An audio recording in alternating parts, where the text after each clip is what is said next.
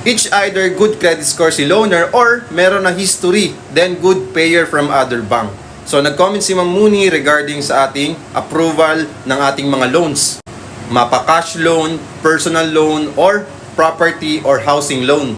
Actually, dito sa amin, tinitignan din talaga yung credit score mo. Mamaya, baka meron kang tama sa credit card, meron kang hindi binayaran, or meron kang mga bank loans na hindi binayaran. Pero, yun nga, dahil marami tayong option, marami tayong different banks na pwedeng mag-approve sa loan mo pag kumuha ka ng property sa amin for only 10,000 to 25,000 reservation fee only, no spot down payment, ay pwede ka makapag-avail through bank financing.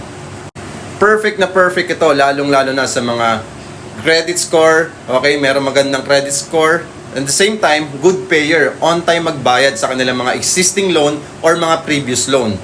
Pero hindi ibig sabihin na meron kang tama sa credit card or other history, okay, meron kang mga hindi nabayaran na loan from other bank, pwede ka pa din kumuha ng property. At malay mo, ma-approve ka pa sa different banks. Kailangan mo lang dumaan sa pre-approval para ma-check natin kung anong bangko ba yung pwede sa'yo at ma-approve ka. Nang sa ganon, pwede kang ma-approve. Okay? And then, makapag-decide ka na mag-reserve na kagad dito sa property namin. So, kung interested ka, just follow me and message me at huwag kalimutan mag-heart.